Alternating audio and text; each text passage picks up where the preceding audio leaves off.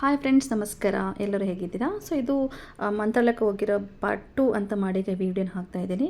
So ಮಂತ್ರಾಲಯದಲ್ಲಿ ಅವತ್ತು Saturday morning ದರ್ಶನ ಎಲ್ಲ ಮುಗೀತು. ದರ್ಶನ ಆದಮೇಲೆ ಟಿಫನ್ ಎಲ್ಲ ಮುಗಿಸ್ಕೊಂಡು ಅಲ್ಲಿಂದ ನಾವು ಮತ್ತೆ ಬೇರೆ ಅಲ್ಲಿ 5 ದೇವಸ್ಥಾನ ಸಪ್ರೇಟಾಗಿ ತೋರಿಸ್ತಾರೆ. ನಿಮಗೆಲ್ಲ ಗೊತ್ತಿರೋ ಥರನೇ ಅಭಯ ಆಂಜನೇಯ, ಬಿಚ್ಚಾಲೆ ಮತ್ತು ಏಕ ಬೃಂದಾವನ ಅಲ್ಲಿ ಶಿಲೆ ಇದೆ, ಅಪ್ಪಣ್ಣಾಚಾರ್ಯರ ಮನೆ ಮತ್ತು ಪಂಚಮುಖಿ ದೇವಸ್ಥಾನಕ್ಕೆ ಹೋಗಬೇಕಾಗಿತ್ತು. ಸೊ ಅದಕ್ಕೆ ನಾವು ಏನು ಮಾಡಿದ್ವಿ ಅಂದರೆ ಅಲ್ಲೇ ಆ್ಯಕ್ಚುಲಿ ಕಾರು ಆಟೋ ಎಲ್ಲ ನಿಂತಿರುತ್ತೆ. ಒಬ್ಬರಿಗೆ 1 ಪರ್ಸನ್ಗೆ 150 ರುಪೀಸ್ ತಗೋತಾರೆ. ನಾವಲ್ಲಿ ಕಾರಲ್ಲಿ ಹೋದ್ವಿ. ನಾವು 4 ಜನ ಇದ್ವಿ ಮತ್ತು ಸಪ್ರೇಟಾಗಿ ಇನ್ನು ಇಬ್ಬರು ಇದ್ದರು. ಒಬ್ಬೊಬ್ಬರಿಗೆ 150 ರೂಪಾಯಿ ಥರ ಅವ್ರು ನಮ್ಮನ್ನ ಕರ್ಕೊಂಡೋದ್ರು. ಫಸ್ಟು ಅವ್ರು ಕರ್ಕೊಂಡು ಹೋಗಿದ್ದೆ ಅಭಯ ಆಂಜನೇಯ ದೇವಸ್ಥಾನಕ್ಕೆ. ನೋಡಿ, ಇದೆ ಅಭಯ ಆಂಜನೇಯ ದೇವಸ್ಥಾನ, ಎಷ್ಟು ದೊಡ್ಡದಾಗಿದೆ. ಸೊ ಇಲ್ಲಿ ಹೋಗಿ ದೇವರ ದರ್ಶನ ಮಾಡಿಕೊಂಡು ಅಲ್ಲಿ ನಾವು ಫೋಟೋಸ್ ಎಲ್ಲ ತಕ್ಕೊಂಡು ನೆಕ್ಸ್ಟ್ ನಾವು ಮುಂದೆ ಬೇರೆ ಪ್ಲೇಸಿಗೆ ಹೋದ್ವಿ. ಹಾಯ್ ಫ್ರೆಂಡ್ಸ್, ಯಾರಾದರೂ ಫಸ್ಟ್ ಟೈಮ್ ನಮ್ಮ ಚಾನಲ್ ನೋಡ್ತಾ ಇದ್ದರೆ ನನ್ನ ಚಾನಲ್ನ ಸಬ್ಸ್ಕ್ರೈಬ್ ಮಾಡಿ, ಶೇರ್ ಮಾಡಿ, ಲೈಕ್ ಮಾಡಿ, ಕಮೆಂಟ್ ಮಾಡಿ, ಹಾಗೆ ಪಕ್ಕದಲ್ಲಿರುವ ಬೆಲ್ ಐಕನ್ನ ಪ್ರೆಸ್ ಮಾಡಿ. ಬಿಕಾಸ್ ನಾನು ಮಾಡೋಂಥ ಹೊಸ ವೀಡಿಯೋಸ್ ನಿಮಗೆ ನೋಟಿಫಿಕೇಷನ್ ಬರುತ್ತೆ. ನೀವೇ ಫಸ್ಟ್ ಟೈಮ್ ನನ್ನ ಚಾನಲ್ನ ನೋಡ್ಬೋದು. ಅಭಯ ಆಂಜನೇಯ ದರ್ಶನ ಆದಮೇಲೆ ನಾವು ರೋಡಲ್ಲಿ ಹೋಗ್ತಿದ್ವಿ. ನೋಡಿ, ಈ ಬ್ರಿಡ್ಜ್ ಈ ಥರ ಆ್ಯಕ್ಚುಲಿ ಇದು ರೀಸೆಂಟಾಗಿ ಕಟ್ಟಿರೋ ಬ್ರಿಡ್ಜು. ಫಸ್ಟು ಒಂದು 10 ವರ್ಷ ಹಿಂದೆ ಈ ಬ್ರಿಡ್ಜೇ ಇರಲಿಲ್ಲ. ಅದು ಬೋಟಲ್ಲಿ ಸಮಥಿಂಗ್ ಏನೋ ಹೋಗಬೇಕಾಗಿತ್ತು. ನಂಗೆ ಅದ್ರ ಬಗ್ಗೆ ಅಷ್ಟು ಡೀಟೇಲ್ಸಾಗಿ ಗೊತ್ತಿಲ್ಲ. ಸೊ ಹಾಗಾಗಿ ಇಲ್ಲಿಂದ ಅವರು ನಮ್ಮನ್ನ ಡೈರೆಕ್ಟಾಗಿ ಕರ್ಕೊಂಡು ಹೋದರು ಬಿಚ್ಚಾಲೆ ದೇವಸ್ಥಾನಕ್ಕೆ.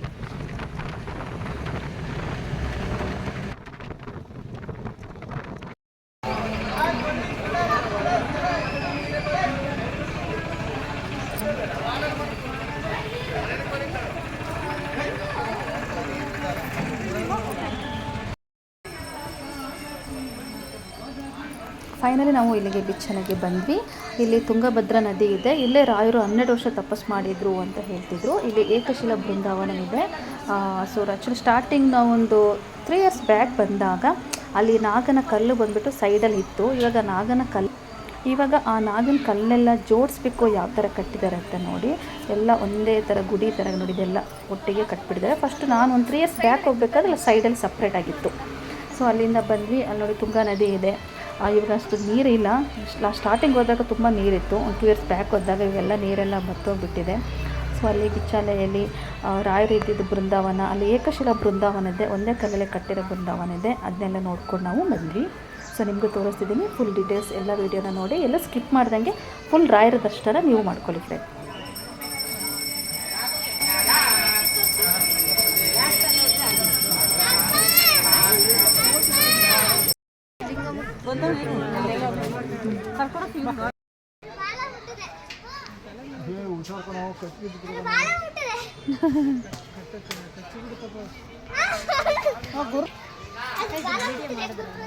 ಮಾಡಿದೆ ಕಳಿಸಿ.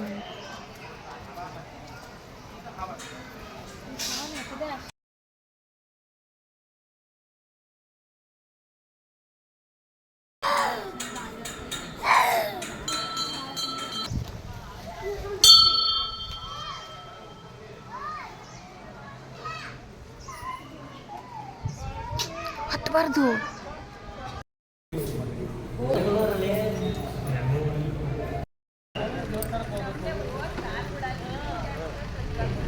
ಸೊ ಬಿಚ್ಚಾಲೆ ಆದಮೇಲೆ ನಾವು ಅಲ್ಲಿಂದ ಡೈರೆಕ್ಟಾಗಿ ಬಂದಿದ್ದು ಅಪ್ಪಣ್ಣಾಚಾರ್ಯರ ಮನೆಗೆ. ಇಲ್ಲಿ ರಾಯರು ವಿಶ್ರಾಂತಿ ಪಡುತ್ತಿರುವ ಸ್ಥಳ ಇದು. ರಾಯರ ಮನೆ ಅಂತಲೇ ಹೇಳ್ತಾರೆ. ಇಲ್ಲಿ ನೋಡಿ, ಇಲ್ಲಿ ರಾಯರು ವಿಶ್ರಾಂತಿ ಪಡುತ್ತಿರೋ ಪ್ಲೇಸ್ ಇದೆ. ನೀವು ನೋಡಿ ಬನ್ನಿ.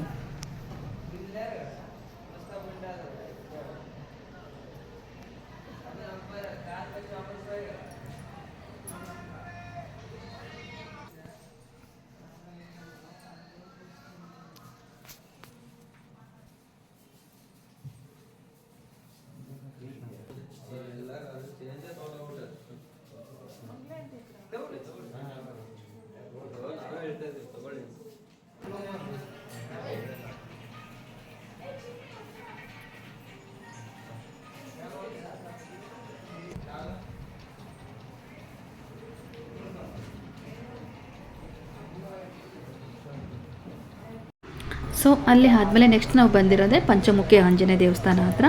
ಇಲ್ಲಿ ಅಂತೂ ತುಂಬ ರಶ್ ಇತ್ತು. ತುಂಬ ಜನ ಇದ್ದರು. ಅದು ಸಾಟರ್ಡೆ ಬೇರೆ ಅಲ್ವಾ.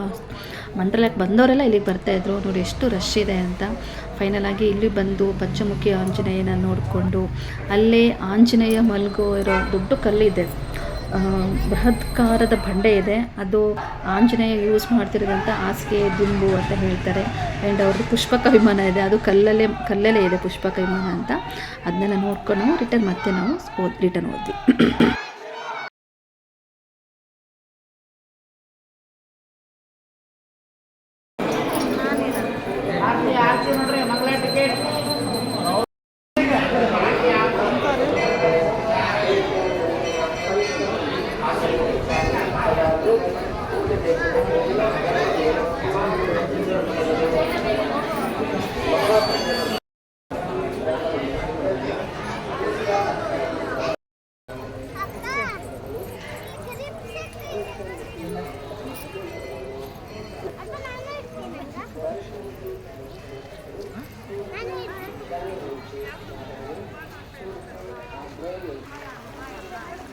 ಪುಷ್ಪಕ ವಿಮಾನ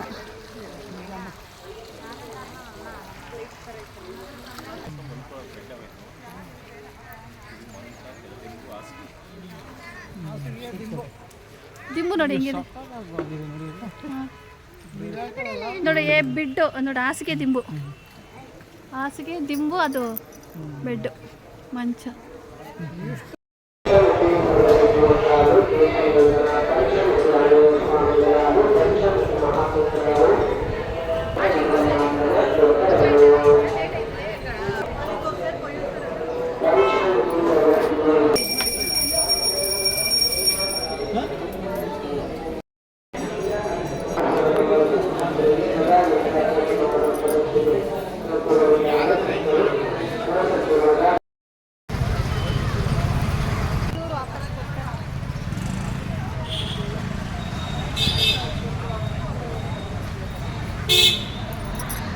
ಪಂಚಮುಖಿ ಆಂಜನೇಯ ದರ್ಶನ ಎಲ್ಲ ಮುಗಿಸ್ಕೊಂಡು ರಿಟರ್ನ್ ಬರೋಷ್ಟರಲ್ಲಿ 1 o'clock ಆಯಿತು. ಡೈರೆಕ್ಟಾಗಿ ನಾವು ಸೀದಾ ಬಂದಿದ್ದೆ ಪ್ರಸಾದ ಊಟಕ್ಕೆ. ಊಟದ ಹತ್ರ ಬಂದ್ವಿ. ಡೈರೆಕ್ಟಾಗಿ ಅಲ್ಲಿಗೆ ಲಾಸ್ಟು ಬಿಡ್ತಾರೆ ಅವರು, ಕಾರವರು ರಿಟರ್ನ್ ಕರ್ಕೊಬಂದು. ಕರೆಕ್ಟಾಗಿ 1 o'clock ಆಗಿದ್ದು ಬಂದ್ವಿ.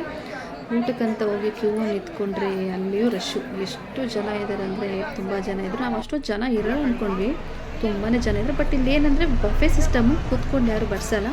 ಸೊ ಪ್ಲೇಟ್ ತಗೊಂಡು ಹೋಗಬೇಕು, ನಮಗೆ ಪ್ರಸಾದ ಹಾಕ್ತಾರೆ. ಅಲ್ಲಿನ ಪ್ರಸಾದ ಊಟ ಮಾಡೋದೇ ಒಂದು ತುಂಬ ಖುಷಿ ಇದೆ. ನೀವು ಎಲ್ಲರಿಗೂ ಗೊತ್ತಿರುತ್ತೆ. ಅದೇ ದೇವಸ್ಥಾನದಲ್ಲಿ ಒಂದು ಅನ್ನ ಪ್ರಸಾದ ಕೊಟ್ಟರೆ ಸಾಕು, ಅದು ಹೇಗೆ ಇದ್ರೂ ತುಂಬ ಚೆನ್ನಾಗಿರುತ್ತೆ ಹಾಗೆ. ಸೊ ಅಲ್ಲಿ ನಾವು ಮಧ್ಯಾಹ್ನ ಕರೆಕ್ಟಾಗಿ ಊಟ ಟೈಮ್ಗೆ ಹೋದ್ವಿ. ಪ್ರಸಾದ ಕೊಡ್ತಾಯಿದ್ರು. ಊಟ ಎಲ್ಲ ಮುಗಿಸ್ಕೊಂಡು ನೆಕ್ಸ್ಟ್ ನಾವು ರೂಮ್ಗೆ ಹೋಗಿ ರೆಸ್ಟ್ ತೊಗೊಂಡು ಮತ್ತೆ ನಾವು ಸಂಜೆ ಇನ್ನೊಂದು ಸಲ ಹೋಗಿ ರಾಯರ ದರ್ಶನ ಮಾಡಿದ್ವಿ. ಅದು ಯಾವ ಥರ ದರ್ಶನ ಮಾಡಿದ್ವಿ, ಏನೇನು ದರ್ಶನ ಮಾಡಿದ್ವಿ ಮುಂದಿನ ವಿಡಿಯೋದಲ್ಲಿ ನೋಡಿ friends. Thank you so much.